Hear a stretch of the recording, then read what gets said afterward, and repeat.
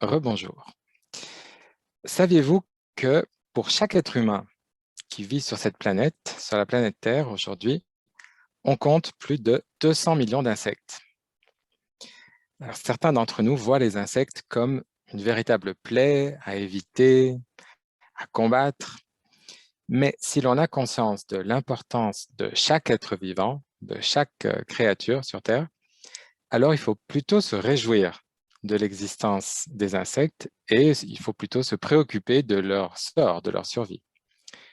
Les insectes, ce sont un peu les minuscules rouages, les engrenages de la nature qui permettent au monde de fonctionner.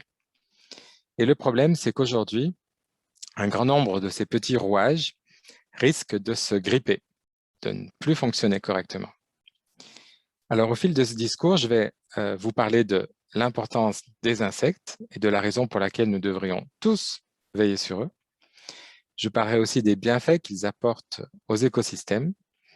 Je montrerai les preuves du déclin de la population d'insectes dans le monde et puis je donnerai aussi quelques pistes pour essayer d'inverser cette tendance. Et commençons, si vous le voulez bien, par une petite expérience qui a pour but de vous faire prendre conscience de la quantité d'insectes sur Terre. Imaginons un peu que les 170 000 espèces d'êtres vivants connues en Europe, petites ou grandes, peu importe, soient représentées dans l'hémicycle du Parlement européen. Vous avez l'image. Et disons que nous allons distribuer les sièges, c'est-à-dire les voix, en fonction du nombre d'espèces dans chaque famille, dans chaque groupe. Et vous allez voir que le résultat est assez édifiant, puisque les insectes domineraient haut la main, avec plus de la moitié des voix. Les autres petites espèces, araignées, escargots, etc., représenteraient quasiment un cinquième des voix, 18%. Ensuite, les espèces végétales de tout type représenteraient un autre cinquième, 18%. Et ensuite, les espèces de champignons, de lichens, rassembleraient environ 10% des voix. Et alors, et nous, dans tout ça, dans la grande diversité des espèces connues, l'humanité ne représente pas grand-chose parce que même si nous étions regroupés avec les autres vertébrés d'Europe, les mammifères, les poissons, les oiseaux, les serpents et les grenouilles, eh bien, nous n'aurions qu'une part minuscule des voix, un petit pourcent seulement.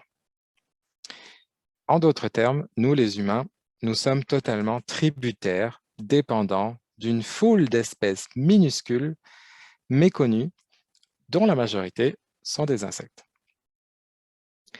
Voyons un petit peu comment les insectes assurent le bon fonctionnement de l'Europe, parce que je parlais d'Europe, mais plus généralement du monde. Alors, tout d'abord, les insectes jouent un rôle vital pour l'entretien et la maintenance de notre planète, puisqu'ils recyclent la matière organique morte. Ensuite, les insectes connectent, relient entre elles des espèces de différentes façons, en tant que pollinisateurs, en tant que prédateurs aussi. Et enfin, les insectes fournissent à l'homme des produits très utiles et ils servent aussi parfois de source d'inspiration pour les avancées technologiques les plus importantes. Alors commençons par le rôle joué par les insectes dans la gestion des déchets.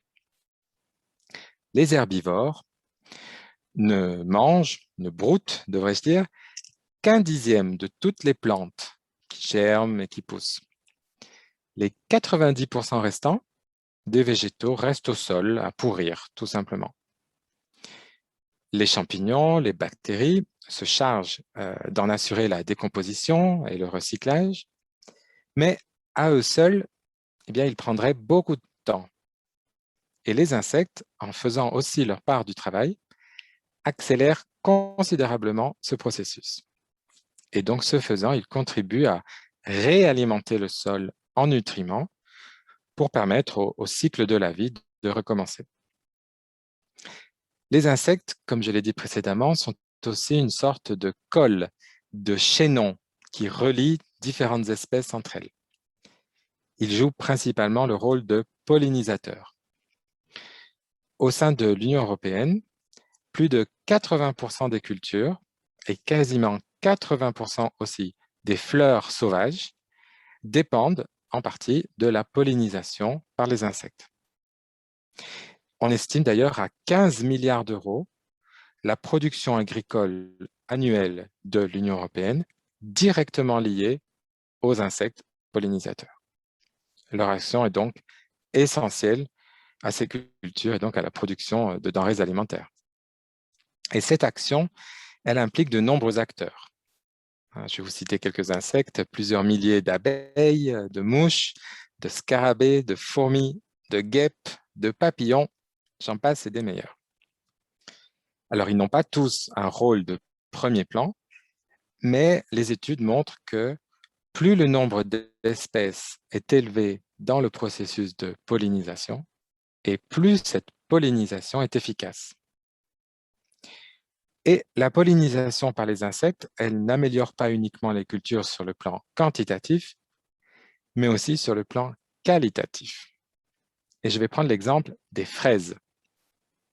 Les fraises qui sont issues de la pollinisation des insectes sont plus rouges, plus fermes, elles ont une forme plus régulière que les fraises qui sont issues de la pollinisation par le vent ou qui sont issues de l'autopollinisation.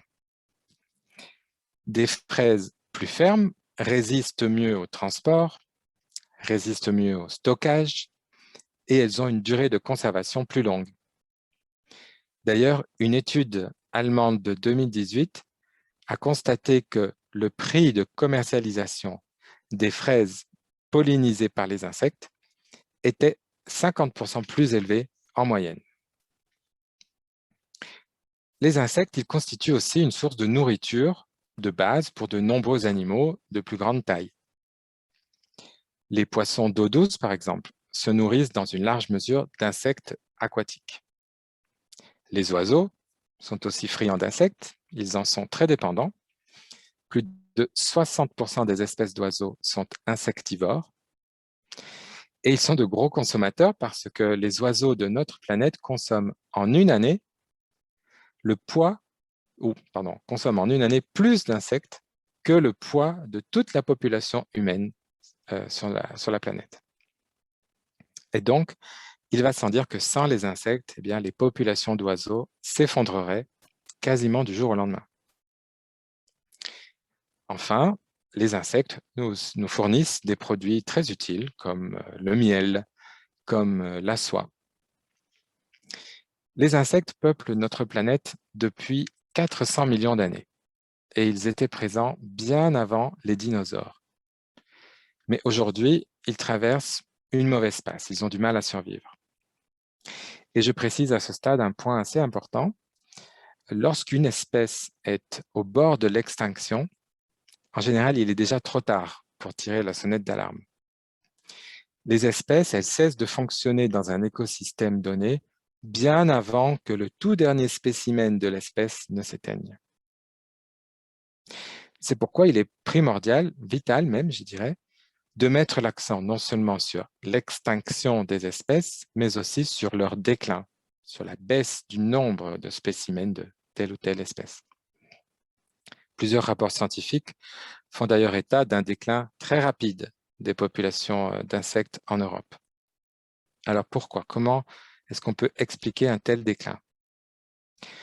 Il existe certainement un grand nombre de raisons qui sont certainement liées les unes aux autres, mais nous savons que le problème principal, il vient du fait que nous, les humains, nous détruisons l'habitat des insectes, c'est-à-dire leur lieu de vie, mais aussi le lieu où ils trouvent leur nourriture.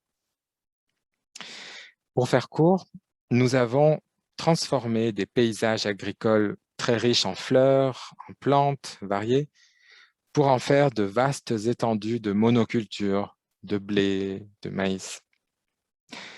De même, nous avons aussi transformé des forêts riches en arbres centenaires, en bois morts, pour en faire des zones de culture de plantes à fibres qu'on utilise pour le papier, pour le tissu. Parmi les principaux facteurs du déclin de la population mondiale d'insectes, eh bien, on peut citer pêle-mêle l'agriculture intensive, la sylviculture, les pesticides, j'en ai parlé avant, et bien entendu, le dérèglement climatique. Et pour maintenir à flot les populations d'insectes, je pense que nous devons trouver de nouvelles façons de préserver leurs habitats. Beaucoup d'insectes ne peuvent tout simplement pas survivre dans un paysage moderne radicalement transformé. Voilà pourquoi les réserves naturelles, les zones protégées sont cruciales pour les protéger. Mais je pense qu'il est aussi important de maintenir la diversité des paysages naturels en dehors de ces zones protégées. Par exemple, dans les forêts, eh bien, ça signifie concrètement qu'il faut laisser suffisamment de vieux arbres ou d'arbres morts parce qu'ils abritent, ces vieux arbres, ces arbres morts, une grande part des écosystèmes des insectes. Dans les zones rurales, dans les campagnes, il faudrait, je pense, réintroduire les prairies, les prés avec une grande diversité de fleurs sauvages. Il faudrait replanter des haies entre les champs ou des micro-forêts d'arbres, d'arbustes, de buissons. Et puis, il faudra réenvisager très sérieusement la façon dont nous utilisons les pesticides. Dans nos villes, maintenant, eh bien, dans nos villes, il faut verdir les quartiers résidentiels, verdir les rues, les voiries. Je pense que nous avons besoin de moins de pelouses et de gazons coupés à ras et de plus d'arbres, plus d'espaces verts, plus de toitures végétalisées en haut de nos immeubles. La raison est simple, un paysage plus diversifié avec plus de végétation naturelle permettra l'émergence et la survie de communautés d'insectes très variées. Et puis, la préservation d'une biodiversité riche rend les écosystèmes plus résilients et plus à même de résister au changement climatique. Je pense par ailleurs que ce changement passera par l'éducation. Jeunes ou vieux, de 7 à 77 ans, comme on dit en français, nous devons tous comprendre que les insectes sont très importants. Je pense sincèrement que les gens ne demandent qu'à apprendre. Et pour résumer, puisque j'arrive peu à peu à ma conclusion, je dirais ceci. Nous, les êtres humains, nous prenons pour acquis les services que nous rendent les insectes depuis trop longtemps. À cause donc de l'agriculture intensive, des pesticides et des changements climatiques, nous risquons désormais de perturber l'équilibre de la nature à tel point que les insectes ne pourront bientôt plus jouer le rôle que nous attendons d'eux. Et je terminerai par une image, par une métaphore. Imaginez un peu le monde comme un hamac fait de fils tissés entre eux. Toutes les espèces de la planète constituent cet entremêlement de fils. Et toutes ensemble, elles constituent le hamac où nous, les êtres humains, nous nous reposons, nous nous prélassons. Les insectes sont tellement nombreux qu'ils représentent la plus grosse partie du hamac. Et si nous faisons disparaître peu à peu ces insectes, c'est un peu comme si nous retirions un à un les fils de ce hamac. Alors, peu à peu, des trous vont apparaître, ça et là, et si nous en retirons trop, c'est finalement tout le hamac qui va finir par s'effilocher, par se défaire, et nous qui allons nous retrouver par terre, comme le symbole d'un bien-être anéanti. Nous avons pour devoir de transmettre une planète qui permettra aux prochaines générations de mener une existence paisible sur Terre, comme nous l'avons fait avant elles. Prendre soin des insectes, c'est donc un petit peu comme souscrire une assurance vie pour nos enfants et pour nos petits-enfants. De plus, et c'est ma conclusion, notre planète est peut-être bien le seul endroit de l'univers propice à la vie. Les êtres humains ont donc le devoir moral de freiner leur folie destructrice de la nature pour donner à des millions de petites créatures quasi invisibles la possibilité de vivre en paix et en harmonie avec l'homme. Merci beaucoup.